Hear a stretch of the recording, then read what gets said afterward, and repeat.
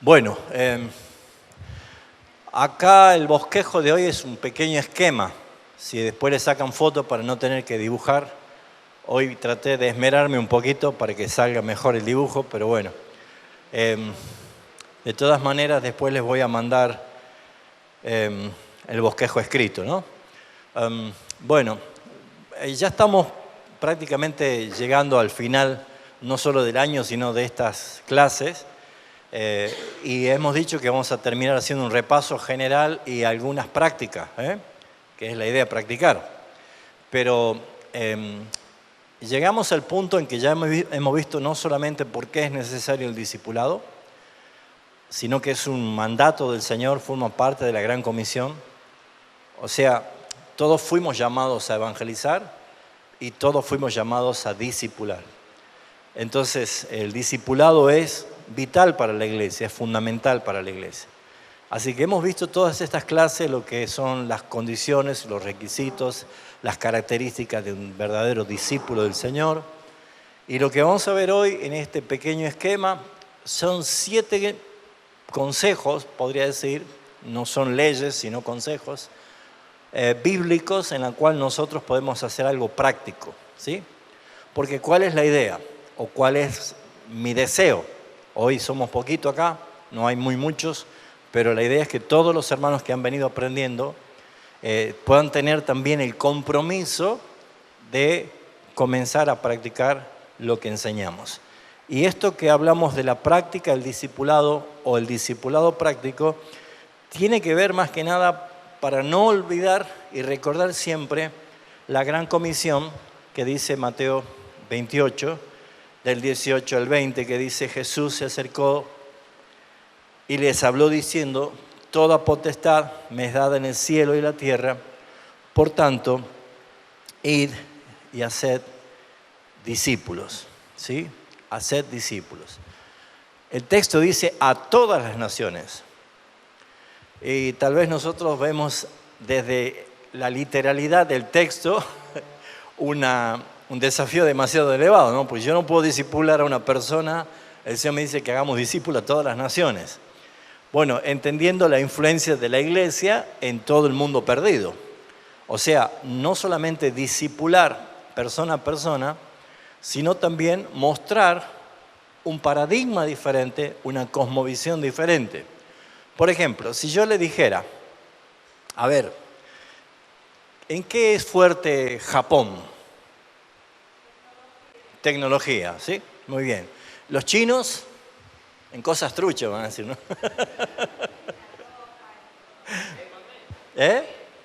Ajá. Si hablamos, por ejemplo, los italianos, ¿en qué son fuertes? La pasta, ¿sí? La pizza. Muy bien. Si decimos los argentinos, bueno, tenemos muchas cualidades, ¿no?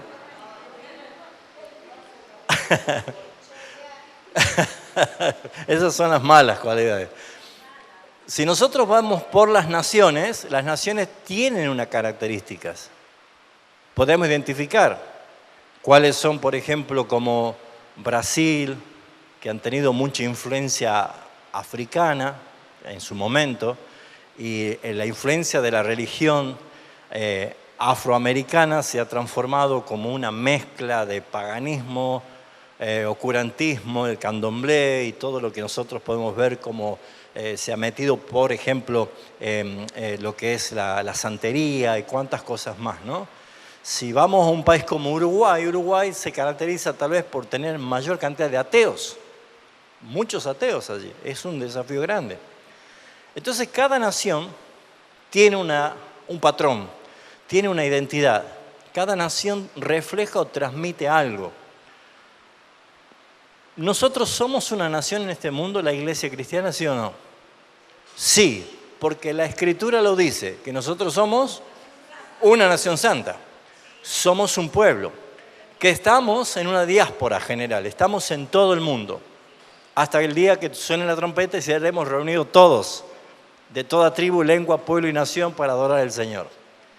Entonces, claramente, el propósito de que estemos dispersos por todo el mundo, siendo la nación santa de Jesucristo, el pueblo donde Él gobierna, la pregunta es, ¿para qué estamos?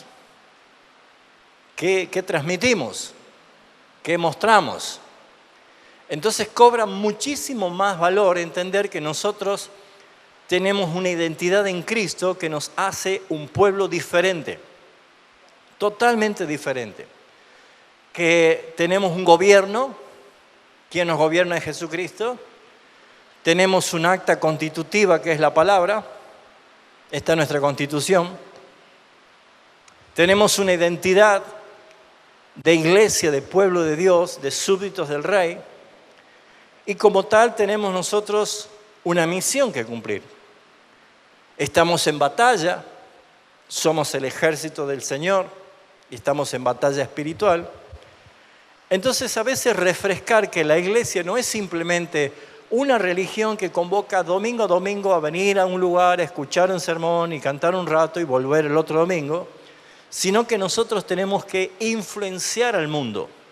¿Qué dijo Jesús a los discípulos que son ellos para el mundo? Vosotros sois la luz del mundo, la sal de la tierra. Fíjense ustedes que Jesús está diciendo, ustedes deben ser vistos por todos, deben ser señalados por todos, el mundo los va a aborrecer.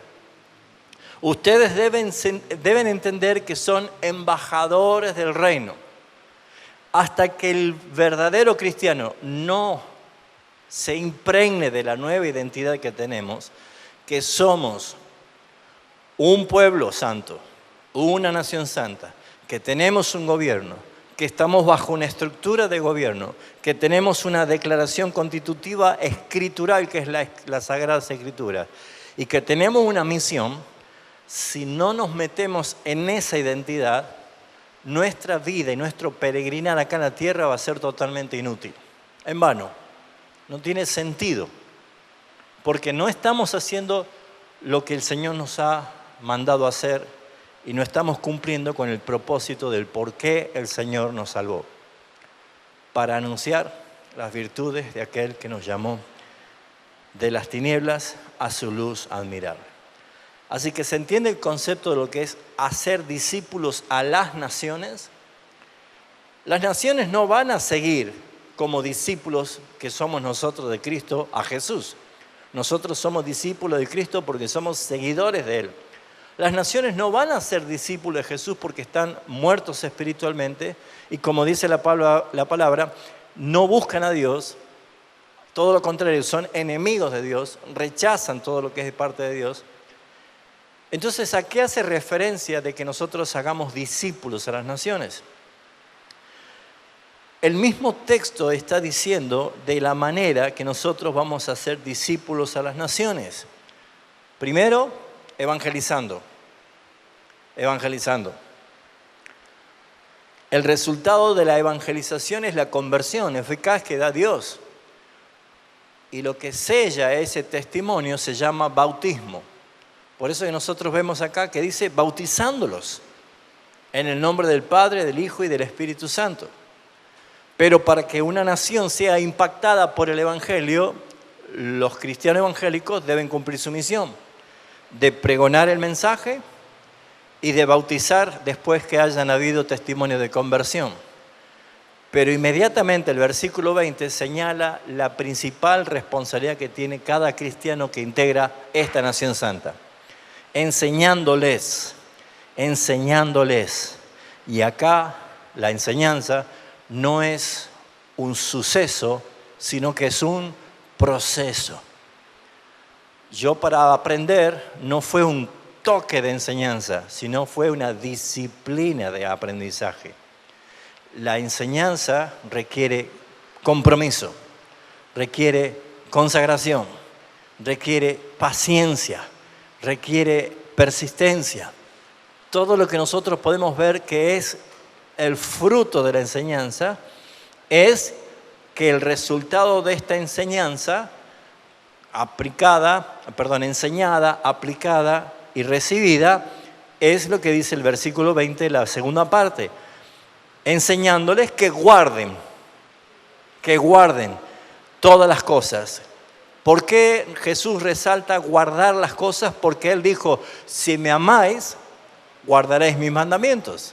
Guardar la palabra es la evidencia del amor del Señor.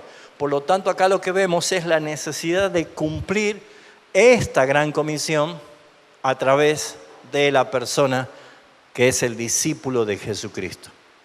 ¿Por qué? Porque el discípulo de Jesucristo se convierte en un discipulador. El discípulo de Jesucristo se convierte en un... Si yo soy discípulo, entonces voy a ser un discipulador. Esta es la transformación que el Evangelio requiere de nosotros. Ser discípulos, ser seguidores, ser aprendices es vital, es esencial, es saludable para la iglesia de Jesucristo. Por lo tanto, nosotros no debemos nunca dudar de que yo he sido llamado para discipular, porque esa es la manera que debemos vivir en este mundo: evangelizar y discipular. Evangelizar y discipular. Si yo creo que tengo otras prioridades que esas, no entendí la misión que el Señor me ha dado. Entonces, ¿tenemos necesidades? Por supuesto. ¿Tenemos prioridades tal vez urgentes? Casi seguro que sí, todos la tenemos.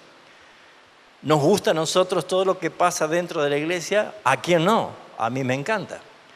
Pero no es lo principal.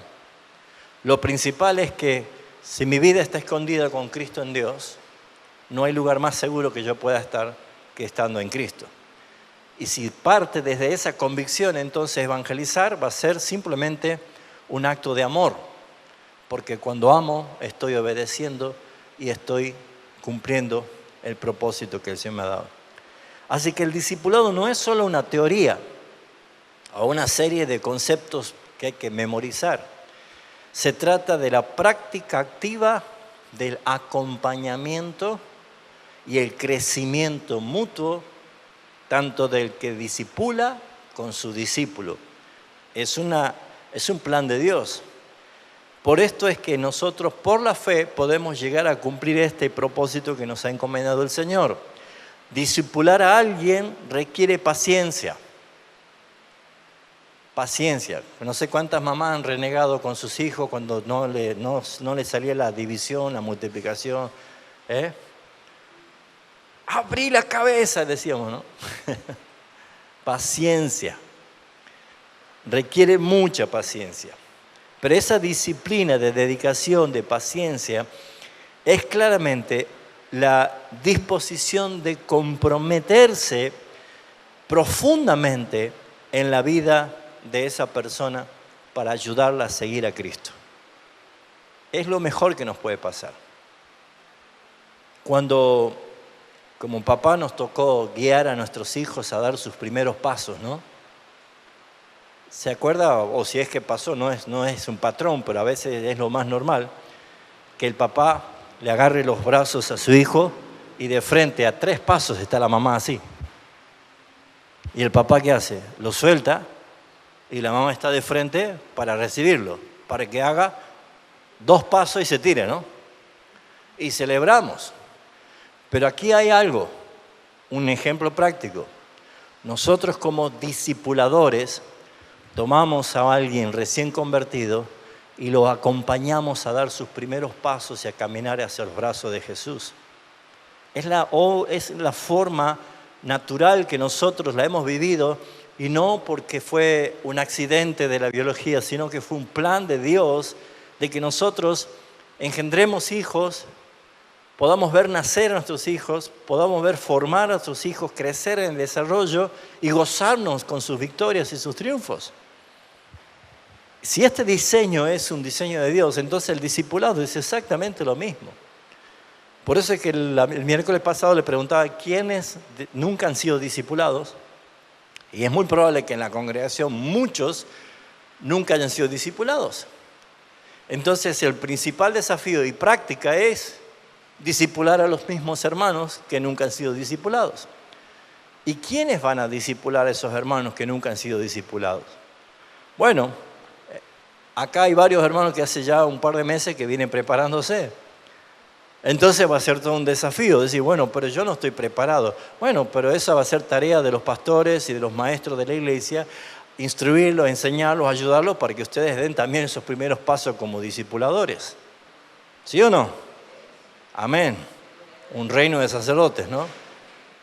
Porque nosotros estamos muy acostumbrados a que todo lo haga el pastor. Y en realidad no es la tarea, es instruir a la iglesia para que la iglesia lleve a cabo el ministerio. Entonces, ¿qué es lo que vamos a ver en este pequeño esquema? Comenzamos con el número 1 y damos toda una grilla, una vuelta, hasta terminar el número 7. Y es importante, acá tengo los textos para que si quieren ir buscándolo y me ayudan, va a ser más rápido. Entonces, ¿cómo comienza todo? Con la preparación personal. Yo primero tengo que hacer esta pregunta. De todos los que están acá sentados y tomando clases ya de varios miércoles consecutivos, ¿se han convencido que ustedes tienen que discipular a alguien, sí o no? Levante la mano quien dice, yo estoy convencido. O sea, hay quórum, hay unanimidad, ¿no es cierto? Unanimidad, perfecto. No se me vaya a mirar por otro lado cuando yo le diga, hermano, porque usted levantó la mano hoy, ¿no? Pero usted tiene que saber que esto lleva una preparación. Ya está convencido, ya lo sabe, tiene que hacerlo, pero mejor todavía no se siente preparado. Tranquilo, no se haga problema. Esto lleva una preparación. Si acá tuviéramos nosotros expertos en discipulado, bueno, borremos dejemos 6 y empecemos, ¿no? Pero comenzamos con la preparación personal. Y todo lo que usted viene recibiendo en la congregación local, gracias al Señor por su pura gracia, son sanas doctrinas. No puede usted discipular a nadie si usted tiene una doctrina errada. No puede. No puede, ni se le ocurra discipular a alguien si ustedes no tienen claro las doctrinas bíblicas básicas. ¿Sí o no? Porque nuestra iglesia tiene una identidad de iglesia bíblica reformada, donde tenemos nosotros un concepto claro de lo que es la doctrina de la salvación, la soberanía de Dios, la gracia salvífica del Señor, la perseverancia de los santos, la preservación de los mismos. Y por supuesto tenemos una eclesiología bíblica, tenemos una escatología bíblica, una identidad como iglesia. Entonces, si alguien tiene que discipular, lo primero que tiene que hacer es decir, ¿cómo estoy yo? Un chequeo, ¿no? Con el tema de las doctrinas bíblicas. Bueno, el hermano Oscar viene enseñando todo lo que es confesión de fe. Y si hay un cristiano, miembro de la iglesia local, que nunca ha tropezado con la confesión de fe, bueno, les recomiendo que comience a leerla. Y léala con los videos que ya están grabados de cada enseñanza. Usted tiene la carpetita de la confesión de fe, entonces usted agarre el capítulo 1, escuche lo que enseñó el hermano Oscar y vaya siguiendo y vaya alimentándose usted. ¿Por qué? Porque Pablo le decía eso a Timoteo, ten cuidado de ti mismo y de la doctrina. Si no fuese importante la preparación espiritual, no estaríamos nombrando la doctrina.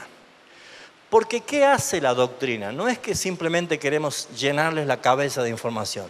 La doctrina es la palabra de Dios enseñada temáticamente, en forma sistemática, en forma clara, donde no va a quedar ningún tema sin enseñanza. ¿Qué hace entonces la palabra del Señor? Jesús dijo esto, santifícalos en tu verdad, tu palabra es verdad. ¿Con qué limpiará el joven su camino? Con guardar su palabra. La palabra es lumbrera a mi camino. La palabra, la ley de Dios es perfecta que transforma el alma, convierte el alma. Dice el Salmo 119, 130, la exposición de tus palabras alumbra y hace entender al más simple. ¿Qué te está diciendo ahí? Que cuando yo estoy empezando a prepararme doctrinalmente, bíblicamente, ¿sabe qué hace la palabra? Es la santificación que necesitamos nosotros. Santificación. Usted se ducha todos los días y estos días de gran humedad, hasta a veces 2 veces por día, porque no nos gusta estar todo pegoteado y con calor y sudado, entonces nos vamos y nos ponemos bajo la ducha para que allí nos podamos nosotros refrescar y por lo menos oler rico un par de horas, ¿no es cierto? Pero, ¿cuán limpia está tu alma? ¿Cómo es el ejercicio de la limpieza de tu alma? ¿Cuál es la forma en la cual practicas la santificación diaria y progresiva? Pues no es echándome agua bendita, no son rituales, es la palabra de Dios la que me santifica. Por lo tanto, ¿cuál es la preparación espiritual? Santificación. ¿A través de qué? De los medios de gracia. ¿Cuáles son los medios de gracia? La lectura de la palabra, la oración, la comunión entre hermanos, la congregación, congregarme. Esos son medios de gracia que Dios nos ha dado. Hay materiales, hay libros en los cuales son inspirados. Dios ha inspirado a hombres también, no como algo infalible, pero que manejan muy bien la sana doctrina, que nos ayudan también muchísimo. Entonces, la preparación espiritual es fundamental. A partir de ahora, entendiendo el desafío que tenemos de discipular, comience a prepararse espiritualmente. Por ejemplo, sea sincero con usted mismo. Pastor, yo comparto todo lo que se enseña acá, pero me cuesta entender la soberanía de Dios. Perfecto, es lo que anhelamos, que usted diga, esto no lo entiendo. ¿Para qué? Para que lo entienda.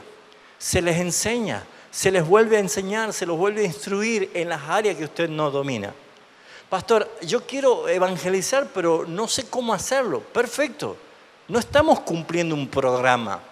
No estamos simplemente por querer cumplir con, hay que enseñar evangelismo y discipulado de la iglesia y pasemos a otra cosa. Si tenemos que estar 15 años con el mismo tema, pues estaremos 15 años con el mismo tema. ¿Por qué? Porque lo importante es que si es para la gloria de Dios, se haga con excelencia. Eso es lo principal.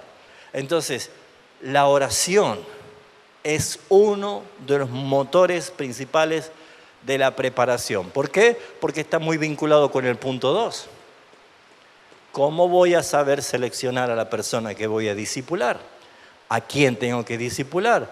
Señor, ¿a quién querés que yo pueda discipular? ¿Y cómo lo voy a hacer si yo no tengo un diálogo con el Señor? La obra del Espíritu Santo en nosotros es el guiador. Él nos guía. Pero si yo no tengo una dependencia con el Señor a través de la oración, ¿cómo voy a ser guiado? Sería fácil decir, a ver, usted discipule a usted, usted discipule a usted, usted. La dedocracia medio que no camina acá. Lo importante es sentir la sensibilidad, el discernimiento que Dios nos da para poder también en oración empezar a entender a quién vamos a discipular. Por eso es que la preparación personal es fundamental. Hágase esta pregunta. ¿Conozco todas las doctrinas que profesamos como iglesia local? Si es sí, amén. Y si es no, ¿cuáles? ¿Cuáles? ¿Cuáles son las que más te cuestan?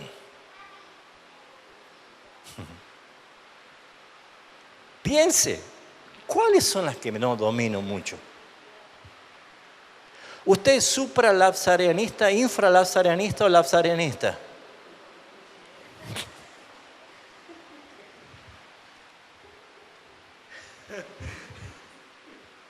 Son terminologías, pero es algo sencillo. No voy a explicar eso ahora, pero es algo sencillo. Pero usted se puede encontrar con algo así, ¿qué es esto? No se asuste, simplemente es que si hay algo que yo no lo sé, ¿qué dice la Escritura? ¿Comprendes lo que ves? Le decía a Ezequiel. ¿Qué decía Ezequiel? Si soy el profeta, ¿cómo no voy a saber? No, ¿qué decía Ezequiel? No entiendo.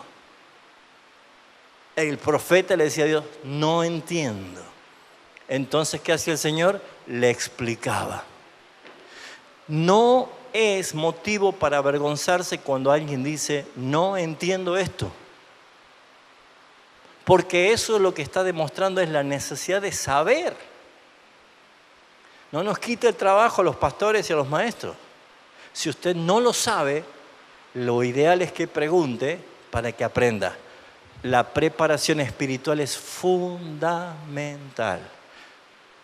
Estudio de la palabra, estudiamos las doctrinas, oramos, un tiempo de oración, reivindicamos la importancia de congregarnos siempre, congregarme siempre, con un deseo de congregarme, no con el tengo que ir a la iglesia. No, el deseo, la desesperación, como decía el salmista.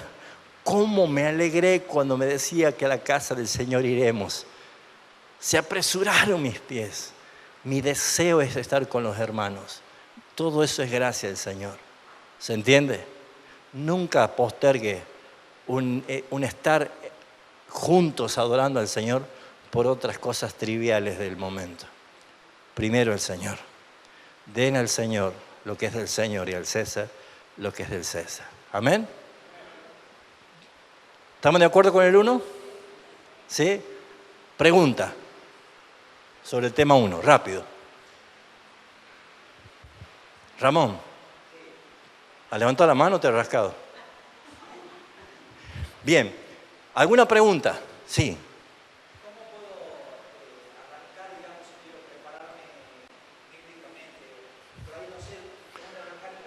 Bien, entonces vamos a trabajar con eso para empezar los pasos fundamentales de cómo comenzar a estudiar la Biblia de una forma práctica, sencilla y guiada. Sí hay forma de hacerlo. Y gracias por esa pregunta porque eso es lo que todos tenemos que empezar. Bien, lo que te estaba pasando, ¿sí? Liliana decía, yo cuando evangelizaba lo hacía a toda persona, pero de que estoy aprendiendo tengo temor de saber a quién. Lo que pasa es que cuando nosotros oramos dependiendo del Señor, la dependencia es eficacia. Y yo le daba la ilustración a ella y le decía, si tenemos que dinamitar un lugar y yo le digo, mira, vamos a prender una dinamita y vos vas a prender la mecha cuando yo te diga, ¿no? Y si yo me voy y ella ya la prendió, vamos a hacer un desastre. Pero cuando ella dice, cuando usted diga, entonces yo le digo, ahora, entonces es eficaz. La dependencia es eficacia. Cuando yo invoco al Señor, cuando yo le estoy pidiendo que Él me guíe, va a ser eficacia. Por eso es que la relación personal con el Señor es importante. ¿Preguntas sobre el punto 1? ¿Vamos al 2? Sí.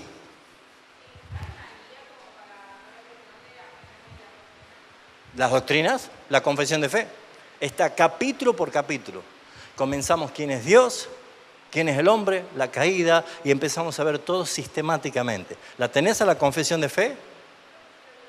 Que acá se pudo proveer a los hermanos. Si no, nos avisás, te la pasamos, y es muy práctica. Todos los textos bíblicos es prácticamente como un catecismo, nada más que en vez de las preguntas te va llevando por cada uno de los párrafos con sus textos bíblicos, ¿sí? Entonces, comenzá con eso, agarra YouTube, búscalo al primer enseñanza de Oscar y empezá. Es muy práctico eso, ¿sí? ¿Otra pregunta? Sí. Sobre esto. Personal. Ajá.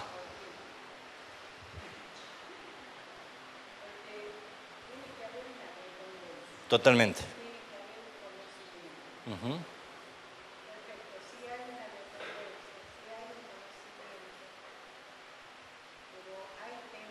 Uh-huh. Uh-huh.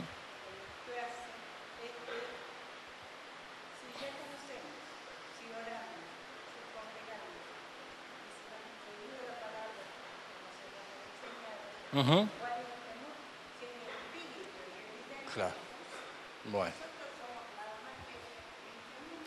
Exacto. ¿Y cuál es la pregunta?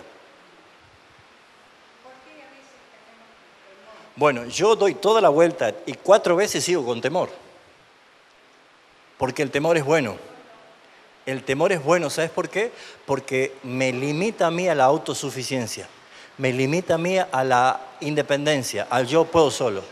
Exactamente. El temor es, ¿voy bien, Señor? ¿Voy bien, Señor?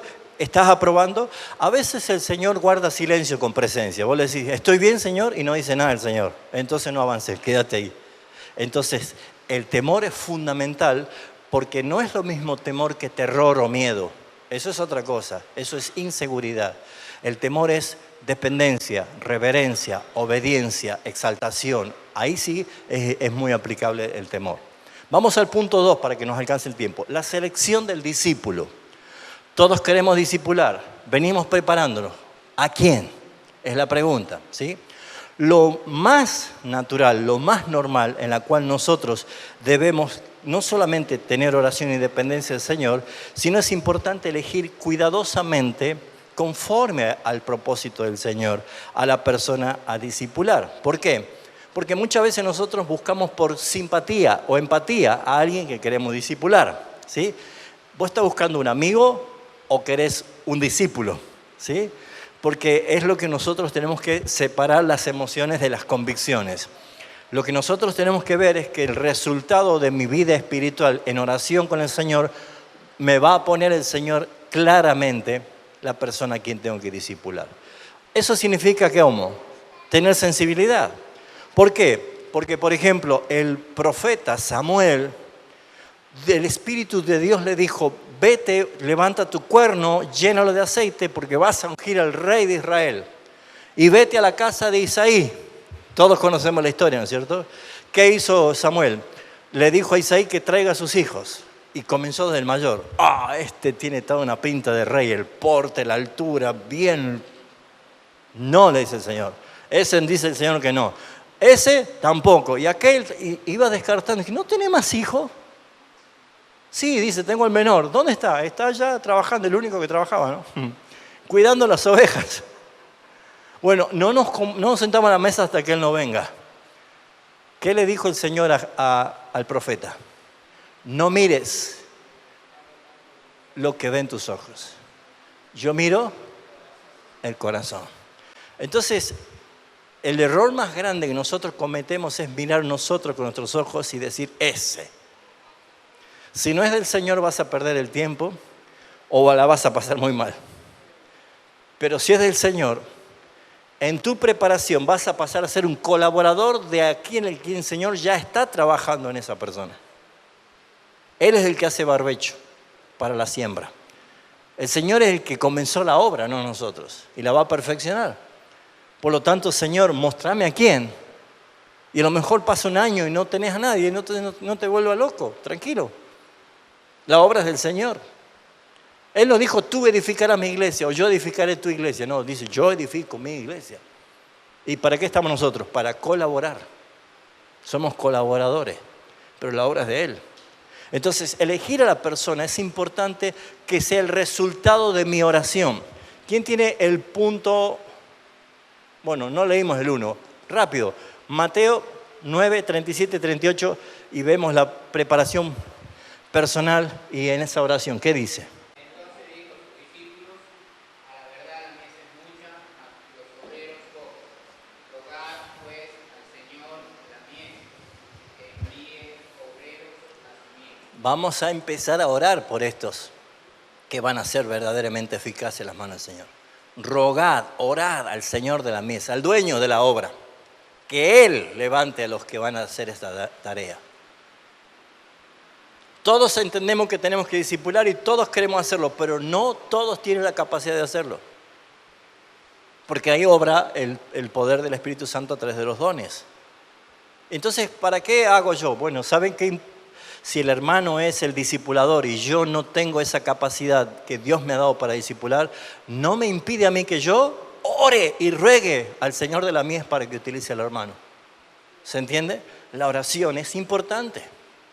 ¿Saben? Los pastores muchas veces nos sostenemos por esas 3 o 4 viejitas que oran siempre. Dios es tan grande y tan misericordioso que Él pone unas cuantas viejitas en cada iglesia, ¿no? No, ya sé, hermana, usted está churra todavía. Pero, ¿han escuchado ese término? ¿Han escuchado ese término? Hasta libros hay. ¿Sabe quién nos decía eso? Spurgeon nos dijo. Si no fuera por esas viejitas que oran. ¿Sabe por qué? Porque lo que hace Dios es poner personas que estén orando al dueño de la mies, al dueño de la obra, por la obra efectiva del Señor. Ahora bien, la selección del discipulado. ¿Qué dice? ¿Por qué hay que hacer esto? 2 Corintios 5:17, un texto muy conocido. De modo, criatura es.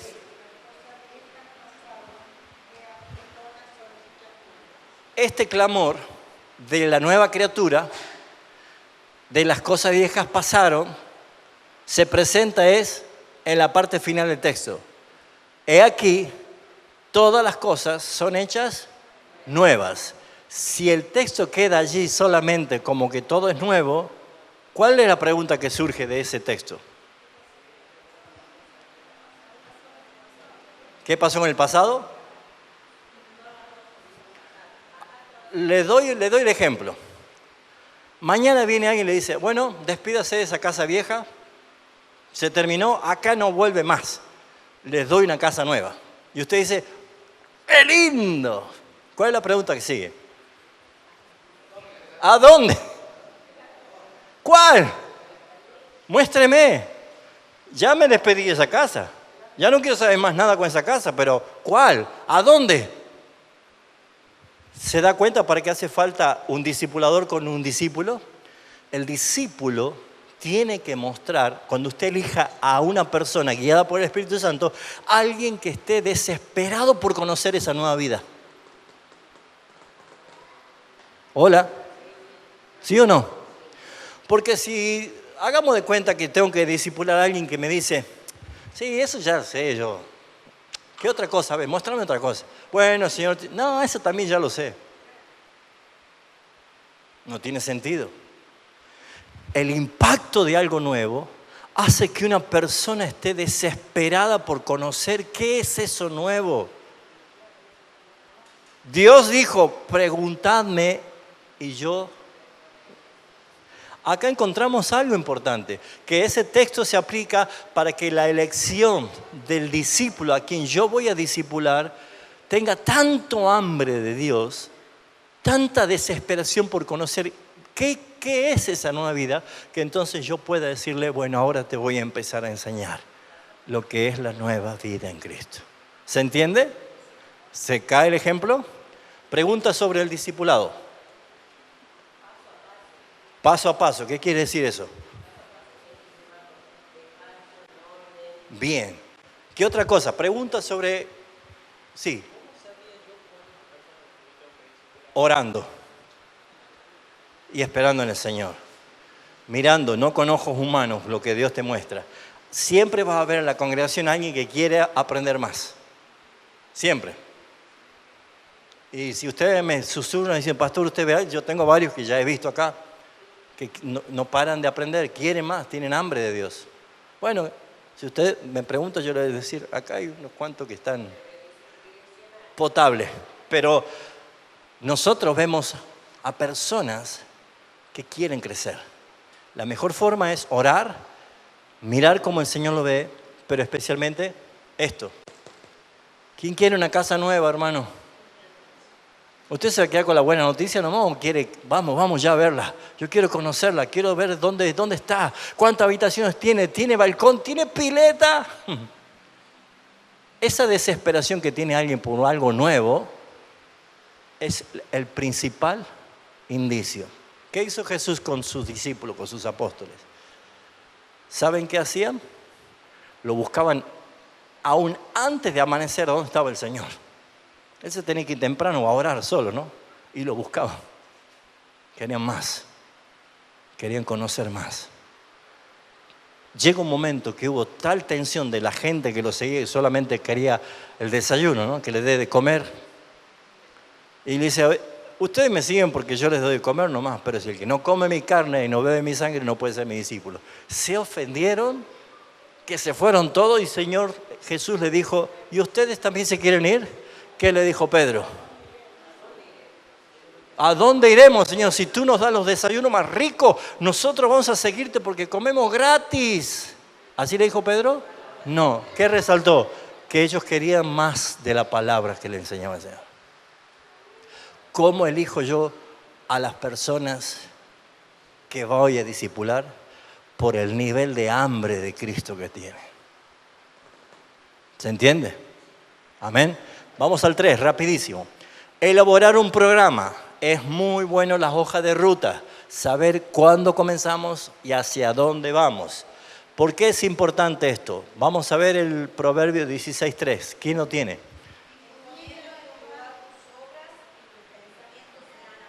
Ajá, ¿qué quiere decir? Bueno, Señor, voy a comenzar y yo quiero trabajar con esta persona, con este discipulado, pero Señor, yo te entrego a ti todo esto. La hoja de ruta es la que vos me vas a guiar.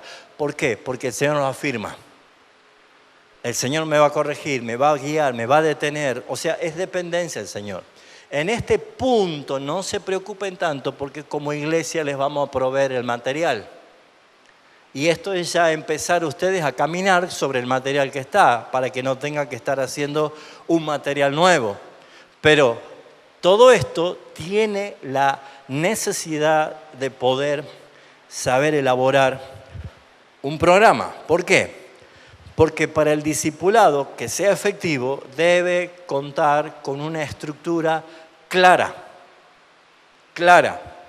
que permita un avance constante. Que esto sea significativo para el progreso, que sea amoroso, no rígido y que tenga una dirección clara con objetivos específicos. ¿Sí? Esto es como tomar la mano a alguien y decirle, mira, vamos a subir esa escalera hasta allá arriba. ¿Sí? ¿Te animás? Bueno, vamos. Escalón 1, escalón 2, escalón 3. Yo lo voy guiando. Él sabe que hay un final. Hay un desafío de cada peldaño, pero que no va solo, yo lo voy acompañando. Esto es lo que hizo Jesús con ellos, con los discípulos. Esto es lo que la iglesia que comenzó allí en Jerusalén empezó a ser enseñados. Y es lo que nos toca hacer a nosotros, acompañar al hermano a que crezca y llegue a la meta. Por eso es que elaborar programas es importante, porque después vamos a ver creo que lo puse acá. No, acá está, ¿sí? No, acá, este es el cuarto, ¿sí? Elaborar el programa. ¿Quiere decir que ya vamos a tener materiales? Sí tenemos materiales para que comience. Sea por un principiante, sea por un hermano que ya está con algunos años de creyente, pero nunca fue discipulado, le va a venir perfecto. ¿Preguntas sobre esto? Punto 3. ¿No? ¿Quedó claro? Sí, Oscar.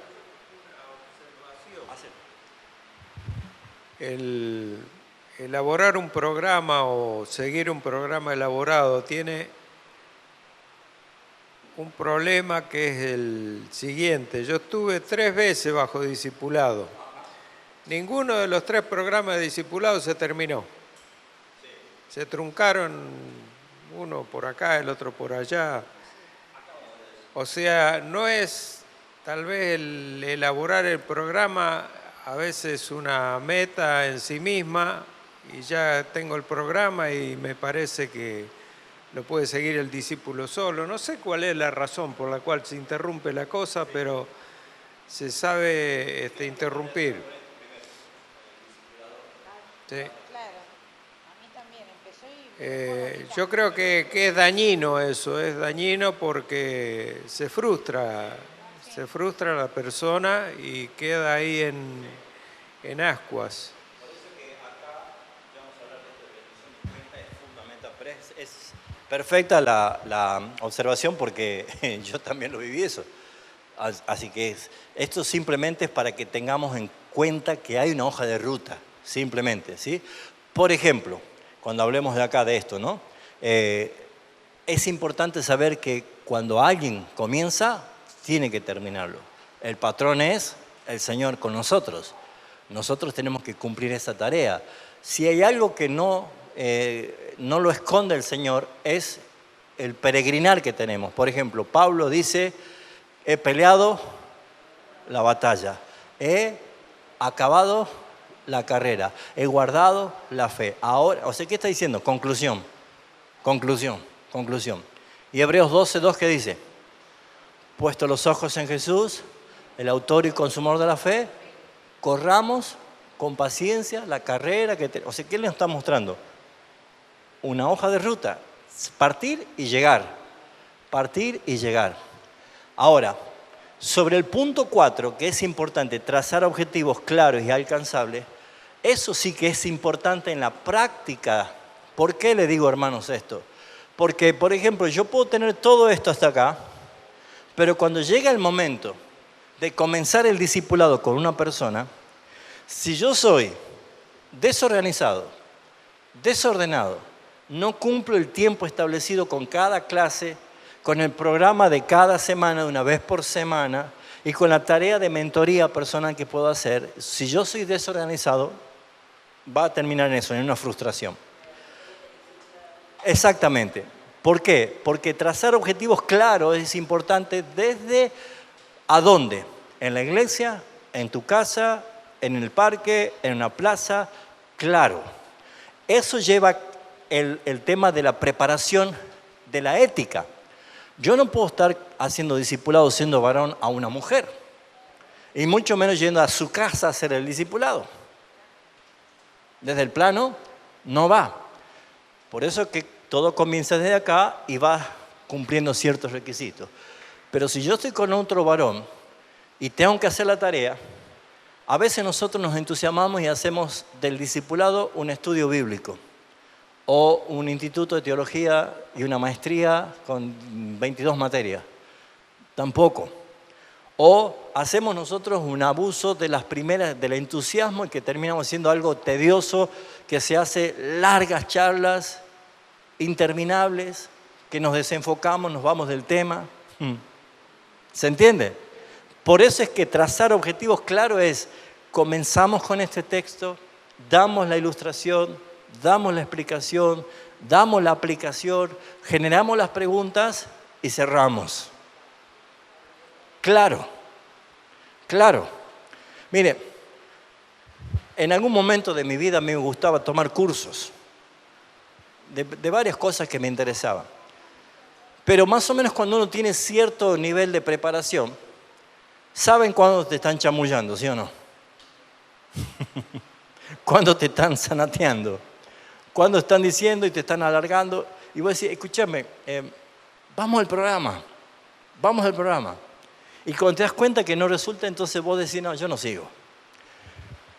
Trazar objetivos claros, medibles, la cual se puedan alcanzar, es muy importante para que no canses a la persona que estás discipulando, para que no diga, uy, no, hoy tengo discipulado, no quiero, uy, otra vez, y encima es un plomo. Hay algunos tips. Desde masticarse un chicle a la hora de la clase es importante, ¿sabe usted? Cuando el alumno está así como a 3 metros escuchándote, hay cosas. Ir aseado, ir preparado. O sea, no es simplemente decir, vamos adelante, vamos a triunfar. No, hay preparaciones. Hay preparaciones, hermanos. ¿Se entiende esto? O sea, esto es fundamental. Y esto no es que queremos meterle marketing o cuantas cosas más. Esto simplemente nosotros estamos haciendo las cosas con excelencia como para el Señor. Sí.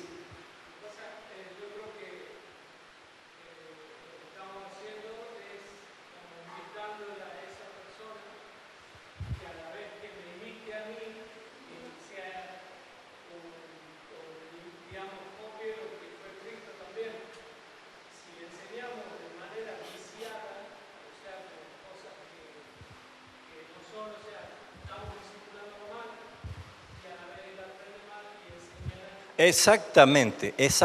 El peligro que se llama dominó, eso, ¿no? Que si yo empiezo mal, voy a transmitir algo mal y eso va a seguir en cadena. Pero es muy importante, o sea, yo creo que todas las cosas requieren como mínimo esa preparación, porque es necesario trazar objetivos claros, medibles, ¿sí? Y yo creo que cuando lo hacemos esto con claridad, hasta a nosotros nos favorece porque sabemos que viene. Sabemos cuál es el paso que vamos a dar y no tenemos que andar improvisando, sí.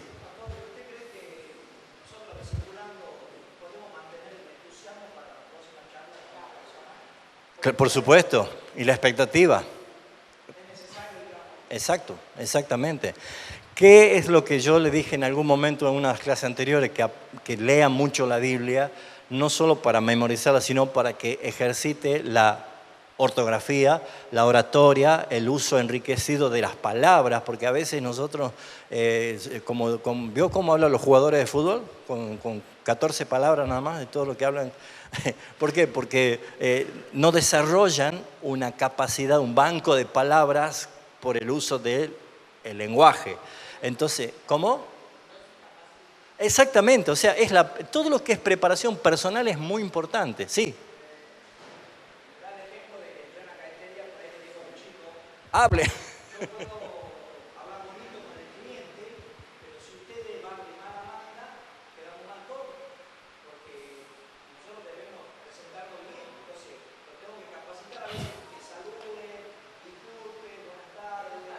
Exactamente, exactamente. Bueno, han captado la intención de esto, ¿no? ¿Sí? Preguntas sobre eso.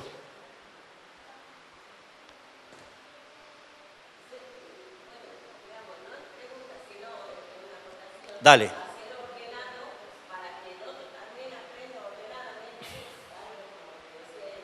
Es que eso se llama principio de modelar. O sea, yo me presento como modelo, como un ejemplo. Entonces, si me ve a mí disciplinado, aplicado en todas esas cosas, el aprendiz va a querer hacer lo mismo. Ese es el principio de modelar. Sí. Exacto. Por supuesto.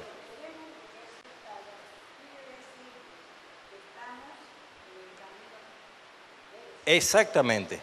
Y se facilita mucho más la tarea. Ok. Número 5. Material personalizado. ¿En qué sentido? Lo que nosotros tenemos para aprender, para enseñar y para compartir con otros, siempre tenemos que llevarlo nosotros al ejemplo.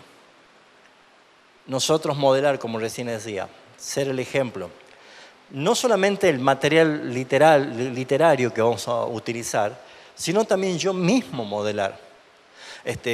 Hermanito Oscar, el Señor dice que tenés que venir todas las reuniones, todos los domingos, no faltelo, porque es bueno venir.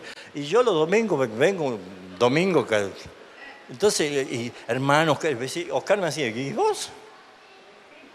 Exactamente, yo debo tener ese material que vamos a trabajar, pero ¿por qué pongo personalizado? ¿Qué hacía Jesús? Ellos veían lo que él hacía.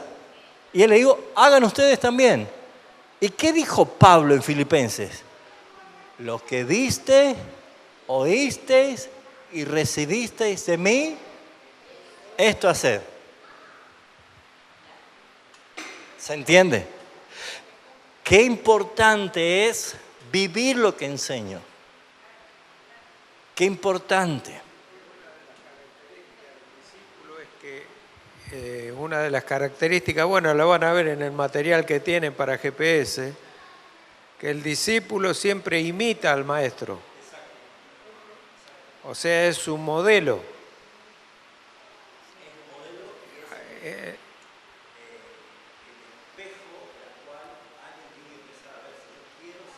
Claro, exacto. Es importante.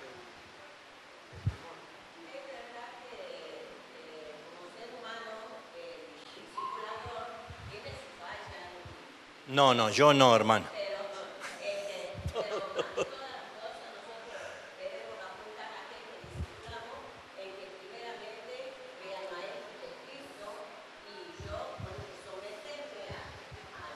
Exactamente.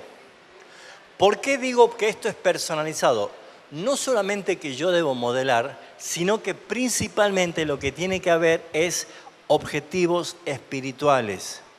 Esto es fundamental. ¿Por qué? Porque ahí vemos el crecimiento en el conocimiento de la palabra, el desarrollo de una vida de oración.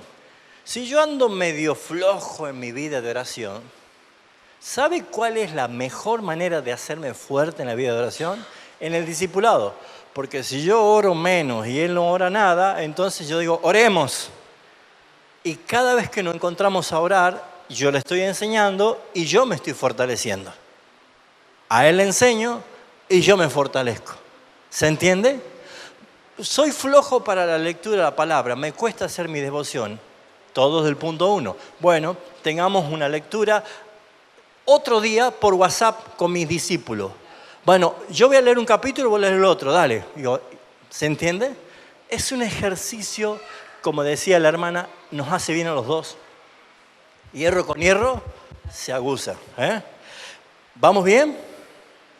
Desarrollo de una vida de oración, comprensión del carácter de Cristo y la enseñanza de cada una de las aplicaciones que tenemos de cada estudio que vamos a hacer. ¿Por qué? Porque la idea es aplicarlo, que ellos encuentren la respuesta allí.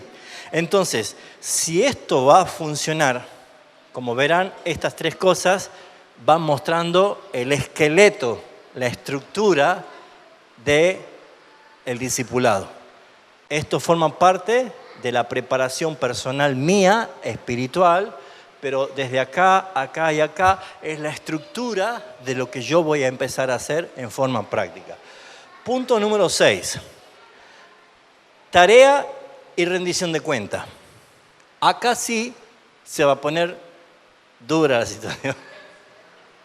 Acá va a haber lloro y crujir de dientes. Tenso se pone. ¿Por qué? Porque no nos gusta rendir cuentas. Por naturaleza, no nos gusta rendir cuentas. Y necesitamos nosotros que los objetivos claros y alcanzables, medibles, el objetivo es el final, las metas son los pasos para llegar a la final. Entonces, yo debo ir rindiendo cuentas. Entonces, el discipulador nunca debe olvidarse que también es discípulo. Por lo tanto, tiene a quién rendirle cuenta. ¿Por qué? Porque en algún momento de tu tarea te vas a frustrar con tu discípulo. Te vas a enojar con tu discípulo. Te vas a cansar de tu discípulo. Vas a decir, Señor, lo quiero estrangular. ¿Por qué? Porque eso es lo que nos muestra la palabra. Un día Dios le decía a Moisés, correte que lo liquido este pueblo. Y Moisés decía, no, Señor, ¿qué van a decir los enemigos? Al otro día decía Moisés, liquidalo, mátalo a todos. ¿Se dan cuenta? Porque el problema era cabeza dura, duro de cerviz, eran difíciles. Y el tratamiento del discipulado es trabajar en una vida caída por naturaleza en su pecado para mostrarle una nueva vida en Cristo. Entonces, ¿cómo destruimos esas fortalezas, esas poderosas edificaciones con las armas de nuestras milicias que son poderosas en Cristo Jesús para derribar esos argumentos? No se olviden que el pecador viene con la vieja señal, con su cosmovisión vieja, con sus mañas, con su costumbre, con todo lo que no sirve. Así viene tu primer clase. Entonces tenés que armarte de paciencia y acá es importante porque acá donde te frustras, acá donde le decís, pastor, ¿sabes qué? Cámbiame de persona, ya no quiero saber nada, es insoportable. ¿Quién tuvo paciencia de nosotros, no? Entonces el rendir cuenta es vital, es fundamental. Por supuesto, exactamente. Rendir cuentas, hermanos. Hoy, pastor, no me siento con ganas de hacerlo. Ore por mí, ayúdeme. O necesitamos encajar de nuevo en la motivación correcta. ¿Se entiende esto? Pregunta sobre el 6.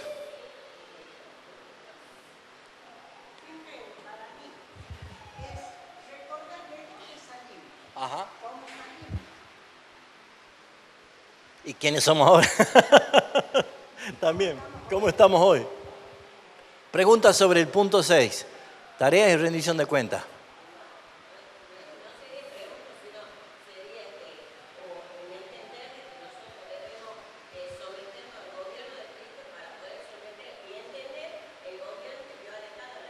Exacto.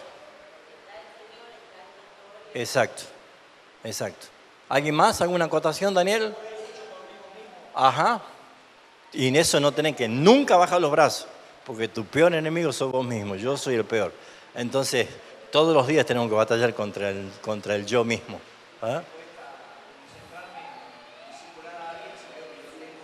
Bien. ¿Qué nos manda a hacer el Señor con mi yo, con mi carne? ¿Tengo que enseñarle, ayudarla? No, ¿qué dice? Mate esa carne, vamos. Psst. Mate esa carne. ¿Se dan cuenta por qué el número 1 este? Pero podemos venir bien con la grilla y volvemos como el juego de la oca al casillero número 1. Porque nosotros somos falibles, somos débiles, propensos a pecar. ¿Se entiende? Exacto.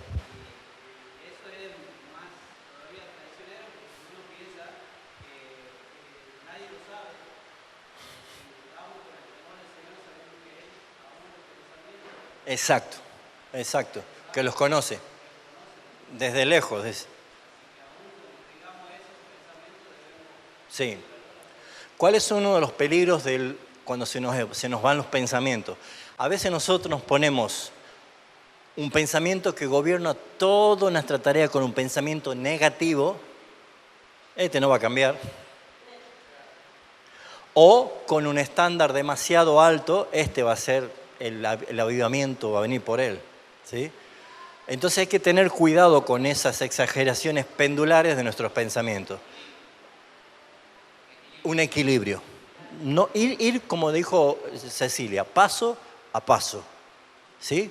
O sea, yo puedo tener a mi bebé, pero digo, cuando sea presidente de la nación. Yo no sé si va a ser presidente de la nación.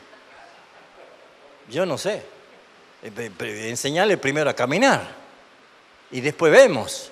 Bueno, todo eso es para nosotros una necesidad de la evaluación de la tarea, del rendimiento de cuentas, de examíname, oh Dios, conoce mis pensamientos, prueba en mí si hay camino de perversidad, Salmo 139, 23, por ahí.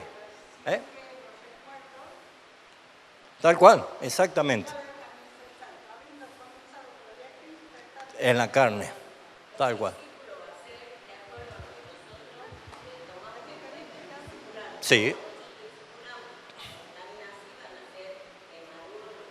Por supuesto, por supuesto. Bien. Sí.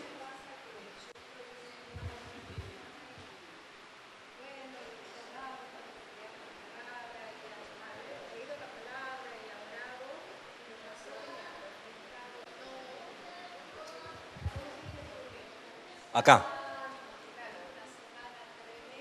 Hambre. Hambre.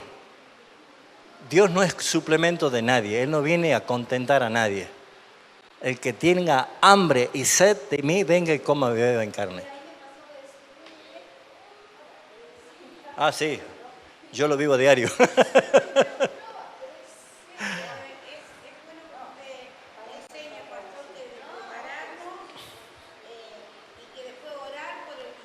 Tal cual. A cualquiera. No. Sí.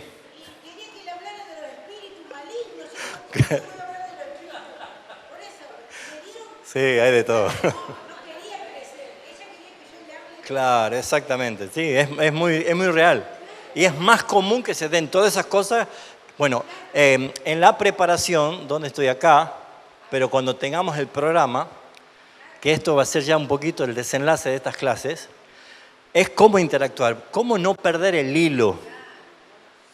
Porque si yo estoy hablando del arrepentimiento y termino por la demonología, la angelología y me voy para allá, o sea, perdí el sentido. Yo tengo que saber, mira, ya te voy a contestar eso, o en la semana te respondo, sigamos acá, ¡bum!, lo vuelvo a traer para acá.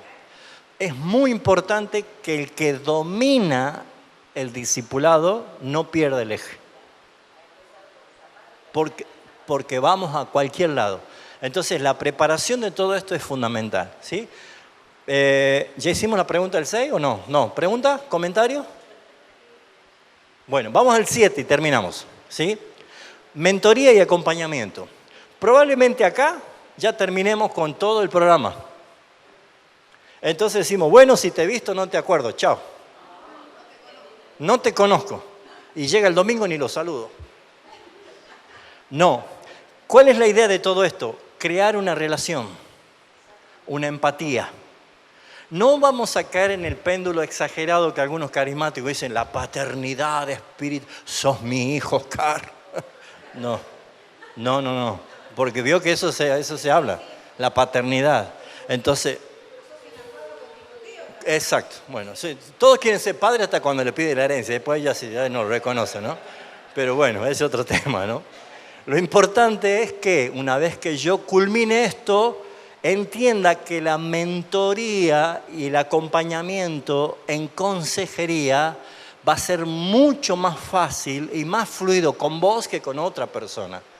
Porque con vos llegó a tener intimidad, relación de confianza, te abrió el corazón, tocaste fibras íntimas con la palabra, se quebrantó, buscó sabiduría, lloraron juntos, oraron juntos, se rieron juntos. Entonces va a decir, no me dejes.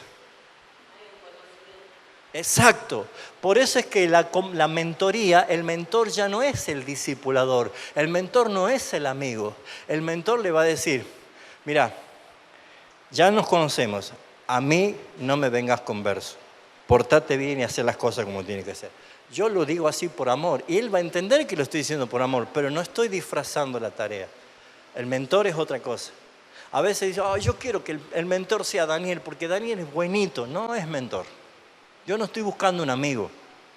¿Se entiende esto? Entonces, la mentoría y el acompañamiento puede seguir, tal vez ya no con el ritmo de todas las semanas, pero sí saber que en algún momento te va a mandar un SOS, te va a decir, ora por mí, o ¿sabes qué? Vengo mal, necesito rendir cuenta, necesito que me ayudes.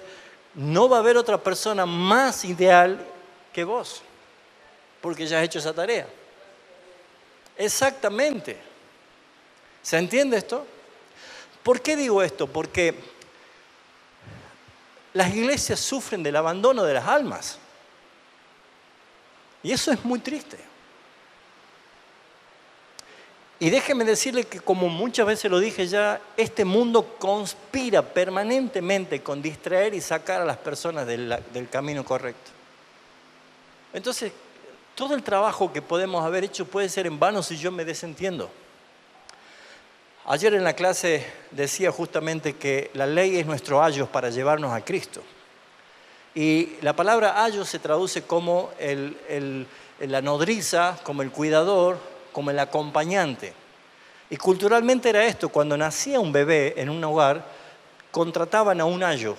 Por lo general eran esos esclavos, personas que estaban preparadas para hacer de niñero.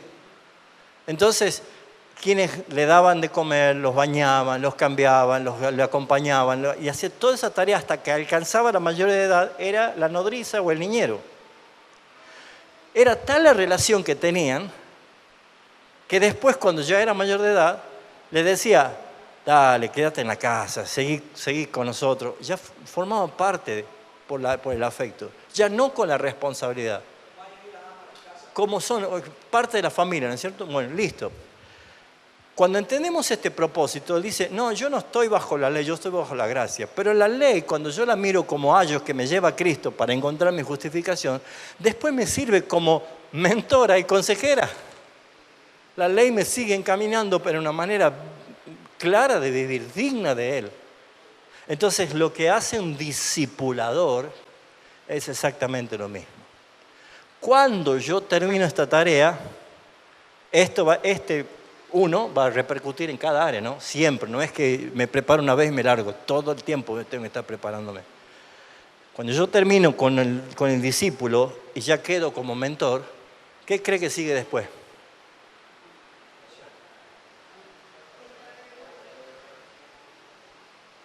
Volvemos a empezar con otro.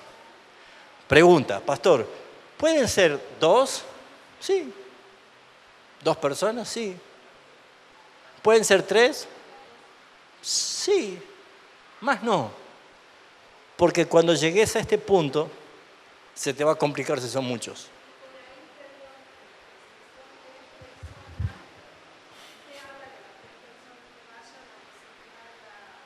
Que vos vas a tomar la responsabilidad de 3 personas para discipular.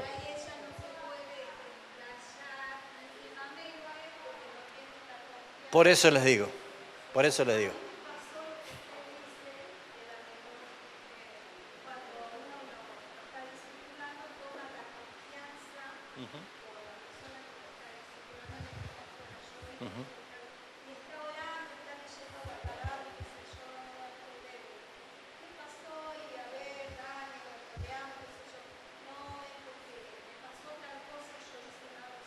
Claro, claro, claro.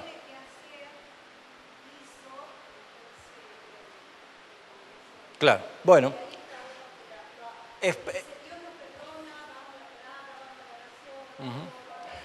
Para poder entender ese punto, veamos lo siguiente y culmino. ¿Cuántos discípulos tenía Jesús? 12. Con los 12, ¿con cuántos tenía más relación? Juan y Pedro. ¿Y de los tres? ¿Quién se puso acá? Juan, el discípulo amado. Al que lo dejó vivo hasta el final, ¿no? Hasta que se murió de viejito. ¿Por qué vemos este cuadro? ¿Cuál es el ejemplo que tomamos de esto? Yo puedo tener muchos, en forma general. ¿Por qué? Porque yo enseño con mi testimonio, con mi conocimiento. Yo puedo tener mucho. Pero es eficaz tener menos. Y más eficaz, uno. ¿Se entiende esto? Exacto. Bien, que sea más dedicado. Pregunta sobre el 7, acompañamiento y mentoría. Rápido. Dale.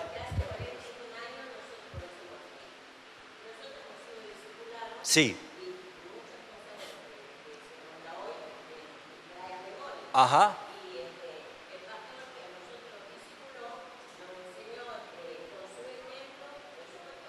Sí.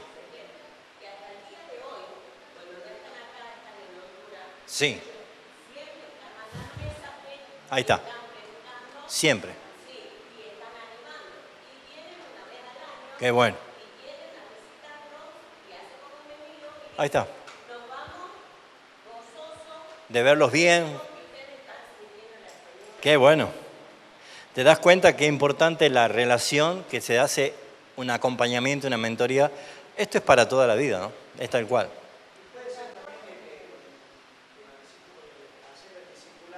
Sí.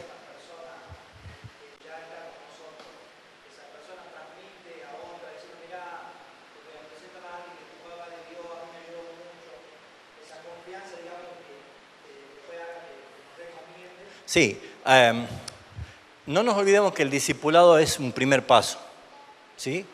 Pero después tal vez ya entra otro nivel de compromiso. Capaz que ya quiere hacer un seminario o quiere hacer una preparación más profunda. ¿Se entiende esto?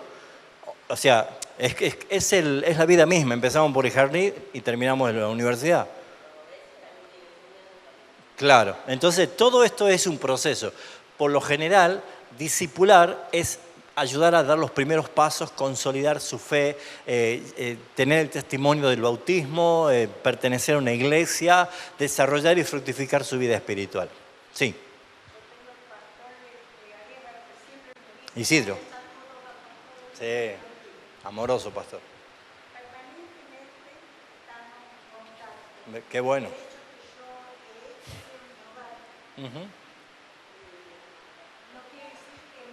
Exacto, que no lo reconozca. Claro. Sí, sí, por supuesto. ¿Quedó claro? Sí.